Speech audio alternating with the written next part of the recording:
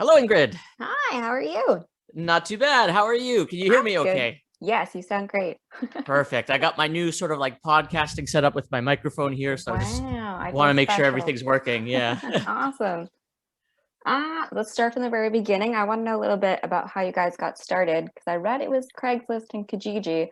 So I kind of want to just know like what the ad said and who responded and how the whole process went from there. Yeah, so that's basically what happened. So Marco, who's the bass player, and I were in a band prior to Diamond Weapon, and when that sort of like dissipated, we both still wanted to keep making music. We just wanted to go into a little bit of direction, and we had no idea where to start, who to look for, and things like that. So I put an ad on Craigslist, Kijiji, Facebook Marketplace. I don't even remember, but it's just like, post-hardcore band, like Slad Dispute, Glassjaw, At the Drive-In Refused, looking for guitarist, drummer.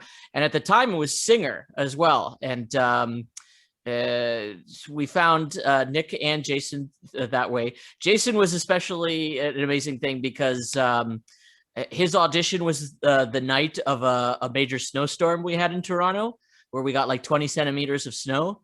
And he was early. And I'm like, yeah, this is a guy I could trust. I could be in a band with. So that's how we found it. But we never found a singer we liked. So I was just like, screw it, I'll do it.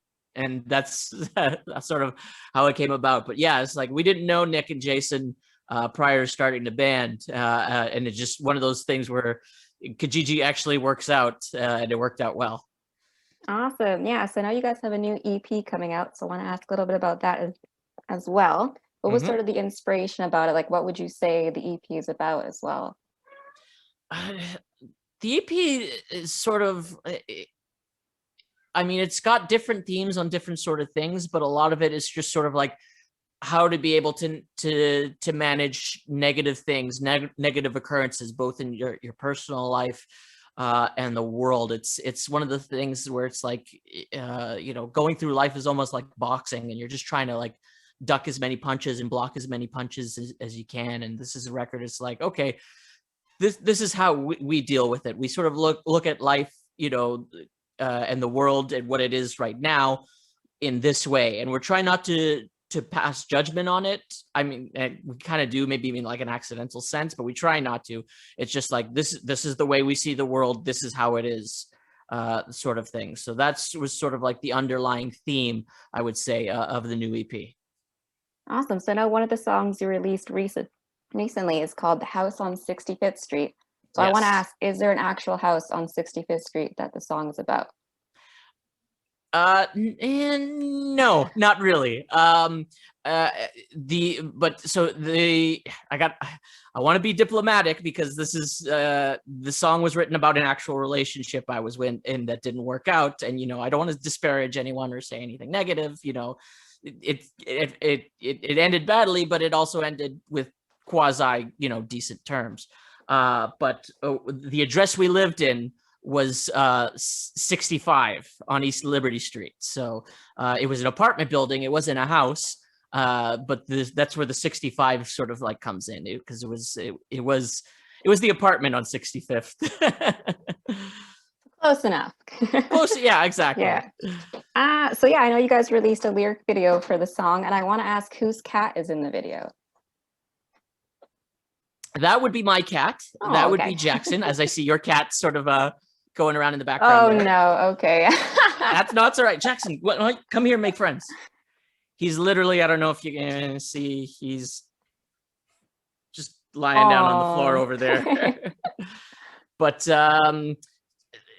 it was a thing. It was one of those weird happenstance things where it's like we had a plan. We still had like a treatment for a music video and stuff like that. But because of the pandemic shutdown and everything like that, I emailed the city. The city's like, talk to the province. The province is like, we'll get back to you. And I'm like, okay, we have this single coming out. We would like a video to go along with it. And they're like, we'll get back to you. And we do.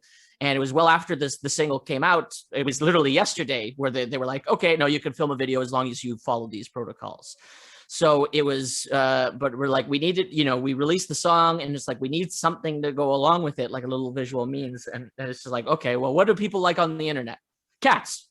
People love cats. Let's just do a video with my cat, and we'll do it.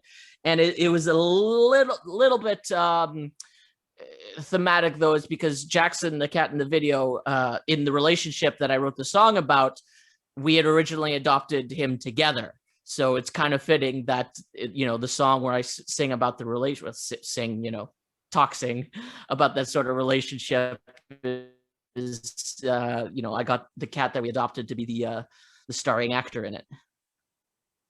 Awesome. So now you talked about it a little bit, but like, will you guys be able to film a music video soon?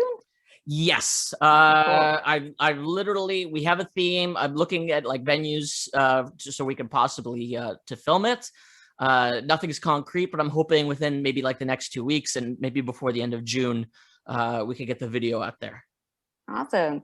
So I want to talk a little bit about like what it's been like being in a band during this whole lockdown, because I don't really know what it's like in Toronto. Because I know like you guys have done a couple songs where you guys filmed separately, and then you had the quarantine photo, which I loved.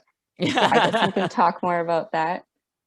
Yeah, it's one of those. It's been a really rough go in Ontario. It seems like anytime there's good news, there's good news. Everyone sort of lets their guard down, and stuff flares back up again. But I think that's been the case everywhere in the world, pretty much, where that's been happening. But it was an interesting thing, especially recording the EP, because that was recorded in September and October of 2020, and it was literally just as the second wave was just starting to flare up again. But so Toronto was actually shut down, but most of Ontario was open. And we recorded with Eddie and Davis at 414 Recordings, which is just outside of St. Catharines. It was literally just like a stone's throw away from the United States border. And they didn't have a lot of the regulations there. So in like the studio, you had to wear masks when you weren't singing and stuff like that, but at least we could all be in a room together, which was actually really nice for the recording process. And it's just been one of those things, like we wanted to do like a live stream for our EP coming out June 11th. We don't know if that's going to be possible because right now live streams are not permitted. So it's literally sort of been like, it's like getting your hopes up, and they're back down again. That's sort of like been the experience. And there's been like our first jam space that we were at for almost 9 years. Like even the band I was in before Diamond Weapon closed down in like July last year. So it's like, in addition to like everything going on, it's like, okay, we need to find a new studio or a rehearsal space. And it's a global pandemic. What do we do? We were fortunate to find one. It was more expensive, but that's the life. But we're very happy where we are right now. It has a window, so it's terrific. Awesome. Do you have any updates on like live shows? Because I know like a few Americans have been announcing shows, like Vancouver has been announcing shows. Do you guys have like any approvals for that yet? Nothing yet. I mean, we're sort of like, just keeping our eyes. I'm very hopeful. The big thing was we were going to embark on our first sort of like tour outside of Ontario when the pandemic first hit. It was going to be like a May and June tour. We were going to do Ontario, Quebec, and the East Coast. And that ended up being, put on the back burner. So my hope is we'd be able to pick it up again. It remains to be seen. I feel like we'll start playing shows, but I think it'll be a lot more local to start. I don't know if we're going to be touring again until probably early next year. And that's, somewhat optimistic, but I think that's realistic in another sense. So I think a lot of the big guys, because I actually bought tickets to Julian Baker, who's coming to Toronto in like September. And I'm like, I really want to see the show. I have no idea if it's going to happen, but optimism.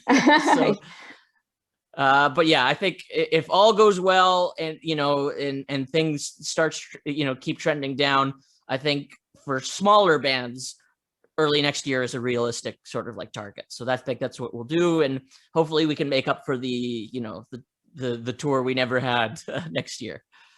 Awesome. Yeah. Good luck. Thank you. So speaking of live shows, I kind of read in your bio that you guys are known for your live shows. So I want to know what's like the craziest thing that's happened during a show. So that's there's a multi-part answer to it, because Jason has, I guess it's like a tradition at this point. When we do our closing song, which is usually the song Sapphire from our first record, he will do something. He never tells us what it is. He, there's no indication, but he's just like, just be ready. And there's one time he shut off like a confetti cannon. There was a time where he attached sparklers to his drumsticks and played with those. But the one that really stands out to me, just because it was so weird, is we were playing a show, I believe it was at the Hideout in Toronto, for a music festival. And, the song was about to start. I started playing the first chords, and he came to the front of the stage and just put a pineapple down and walked back to the drum kit. And I was just like, I don't get it. But I'm like, I have to roll with this. So when there's like a slow bridge in the middle of the song, I like got down on my knees with my guitar and I'm playing, and I'm like hunched over and singing to the pineapple, sort of like this, like serenading it. I think everyone in the audience were like, what the hell drugs is this band on? And the answer was absolutely none. We're just weirdos. So, I mean, we do play with like a lot of energy. We move around. Nick and I both have so many dents in our guitars from just like crashing into each other on stage. So, but as far as like, sort of like memorable things, it's Jason's antics to end the show. That's always a lot of fun. And it's, it keeps me on my toes because I never know what he's going to do. So yeah, I know I saw a video of one of your shows, and then I saw he put a doll up in front.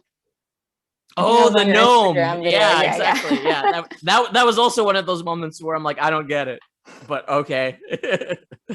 Yeah, so I know like in that video, you said the song Sapphire was about Dungeons and Dragons. So I want to ask, do you play Dungeons and Dragons, or anyone in the band? I am a very avid Dungeons and Dragons player. And I think Jason as well is also a fairly avid Dungeons and Dragons player. That song it's one of those things. I don't know if it's I guess it's art emulating life or vice versa, but it's like I based my character on D&D, whose name was Sapphire, based on actual experience. So she in the game, she is a tiefling, but she was married to a human, and people are like, humans can't marry tieflings, that sort of thing. And that was based on an experience where I was dating a partner who was Asian, and me being Eastern European. We actually went to Greece together, and in especially small villages, we would get like weird looks, like those two people don't belong together. And I'm like, I felt bad, and I can imagine she only felt worse because of that. So I'm like, that's not a cool feeling. It's like, oh, I'm gonna make a D&D character and use that as the backstory. And it was such a good backstory. I'm like, I'm gonna write a song about it too, because those were like honest feelings and stuff like that. And those always make the best songs, when you're singing from the heart. So I'm 2.5 campaigns in with various D&D groups. So I have a good time with it. Awesome. So it's kind of a random question, but it ties into the band name, so bear with me. Mm-hmm. What's like the coolest weapon you can make out of a diamond? Good question. I was not prepared for that one. I feel like a sword, but like one of those cool like katana blades made out of a diamond. It would be super sharp, basically unbreakable. And I imagine would look really cool. So yeah, I'll go with katana blade. Awesome. And my last question is, what's next for you guys? So EP The Eyes comes out June 11th. Hopefully filming a music video soon. We do want to do like an album live stream once it's permitted and it's safe to do so. And hopefully actual shows and an accompanying tour to do so. But the next album is already in the works, mostly written in quarantine, so a lot of the songs have to do with like loneliness and a lot of the feelings that I think a lot of us are going through right now. It's just one of those things where it's there's nothing to do but write songs. So I just churned them out. It's like, okay, I have another record basically ready to go, guys. So let's buckle down and work on them. Yeah, so that maybe, if once we've done everything with this EP, we've played shows, we've toured, we'll hit the studio maybe early next year, maybe late next year, the next record. So it's there's a lot of stuff we want to do. We just want to be able to do them. So we're looking forward to that day again. Awesome. Thank you for chatting with me. That was a pleasure. Pleasure to meet you, Ingrid. That Yeah, was you great. too. Awesome. I'll let you go then. All right. Take care.